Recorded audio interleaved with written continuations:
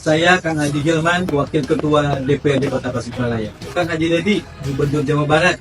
Hari ini ada kebijakan Akang menghapus dana hibah. Nah, KDM jadi kieu di zamanan akhir wae aya, di zamanan Emil wae aya ngabantuan pesantren teh. Tapi nah di zamanan ayeuna KDM bet eueuh, bet leungit. Nah, hibah ini tidak jatuh pada pesantren yang itu-itu juga. Yang kedua, tidak jatuh hanya pada lembaga atau yayasan yang memiliki akses politik saja. Halo, assalamualaikum warahmatullahi wabarakatuh. Bertemu lagi bareng saya di Rahmat TV. Teman-teman, kemarin-kemarin ya mungkin bulan-bulan kemarin banyak ya beredar ya tentang kegaduhan ya tentang dana hibah yang katanya diberhentikan sama Bapak Gubernur. Tapi itu bukan berarti diberhentikan ya. Ini penjelasannya dari Bapak Gubernur itu sendiri. Simak di sini. Saya Kang Haji Gilman, Wakil Ketua DPRD Kota Tasikmalaya. Kang Haji Dedi, Gubernur Jawa Barat. Hari ini ada kebijakan Akang menghapus dana hibah buat pondok pesantren. Ingatkan, pondok pesantren itu bagian dari lembaga pendidikan. Mereka butuh juga dana operasional, bukan hanya sekedar santri. Di sana juga ada kiai, di sana juga ada kobong, ada masjid yang harus dibangun. Kalaupun memang di Tengarai ada proses penyelewengan, ada lembaga-lembaga bodong, bukan dengan cara dihapuskan kan, tapi dengan cara pengawasan dan kontrol yang lebih baik dari pemerintah. Pesantren memberikan banyak jasa terhadap proses kemerdekaan Republik Indonesia. Jangan lupakan pesantren kan, jangan sisakan pesantren, gunakan kembali untuk hibah pondok pesantren. Mudah-mudahan pemerintah dan ulama dan pesantren bisa menjadi satu.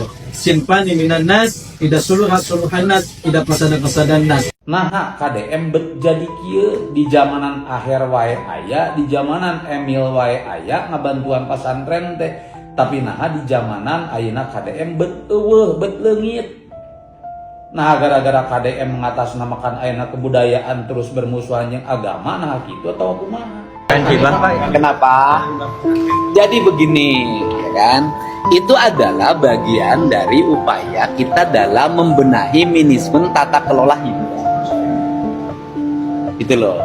Tata kelolanya bagaimana? Satu, agar hibah ini tidak jatuh pada pesantren yang itu-itu juga.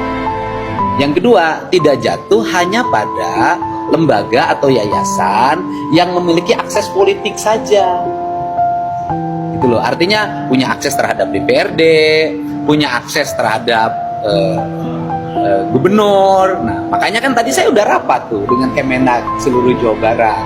Ke depan kita akan mengarahkan pada distribusi rasa keadilan. Kita akan mulai fokus membangunkan madrasah-madrasah, sanawiyah-sanawiyah yang mereka tidak lagi punya akses terhadap kekuasaan dan terhadap politik. Jadi pertimbangannya nanti pembangunan sarana dan prasarana pendidikan yang di bawah Kemenak itu pertimbangannya nanti pertimbangan teknis dan pertimbangan kebutuhan, bukan pertimbangan politis.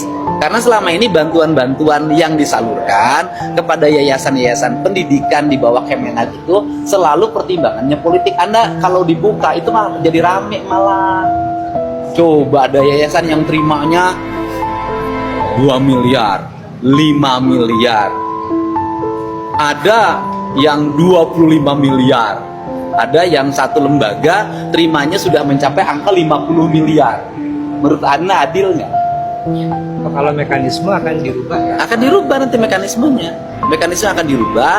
Nah itu, dan kemudian yang berikutnya, ya boleh loh saya sampaikan, banyak juga yang menerima bantuan yayasannya bodong. Ya bodong gimana Pak? Oh, kayak masa emang ngerti bodong, udahlah nggak usah terjemahin.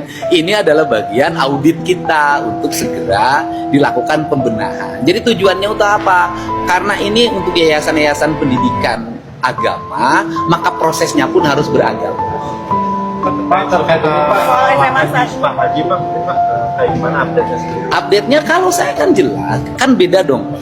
Kenapa sih saya tidak secara teknis berhadapan seperti saya bebasin tanah di sungai, di jalan, di tanah negara? Karena ini kan beda. Ini urusannya antara perorangan dengan warga yang menghuni sudah lama. Kan hubungannya, urusannya menjadi urusan mereka, gitu loh. Bukan urusan pemerintah provinsi, gitu loh.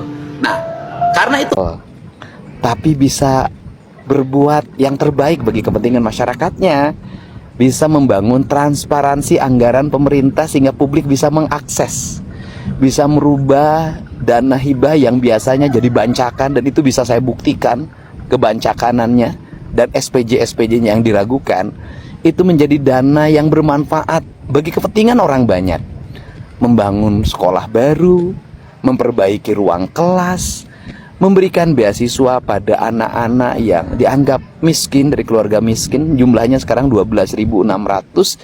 Saya pengennya jadi 20.000, karena belum tentu orang yang tidak didata itu tidak miskin. Mereka bisa jadi tidak terdata dengan baik tapi miskin.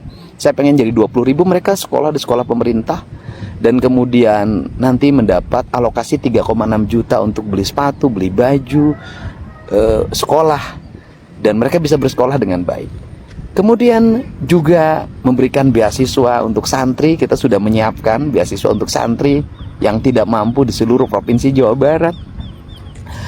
Jalan-jalan sudah mulai dibangun mulu sekarang di berbagai tempat, walaupun kita baru fokus pada jalan provinsi karena itu yang menjadi kewajiban kita. Kemudian ini nih, BPJS nunggak 334 miliar tidak dibayarkan ke kabupaten kota, sehingga nanti banyak warga yang tidak bisa dibayarkan oleh BPJS ketika sakit. Di perubahan anggaran akan saya masukkan. Jembatan-jembatan gantung sudah mulai dibangun.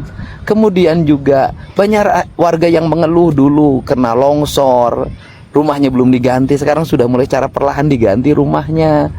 Kemudian walaupun tidak begitu besar, walaupun yang jualan di pinggir jalan melanggar hukum, menggunakan tanah negara, yang di bantaran sungai melanggar hukum, bangun rumah, tapi tetap ketika mereka digusur, saya memberikan uang untuk mereka buat kontrak rumah, buat modal usaha baru di tempat lain.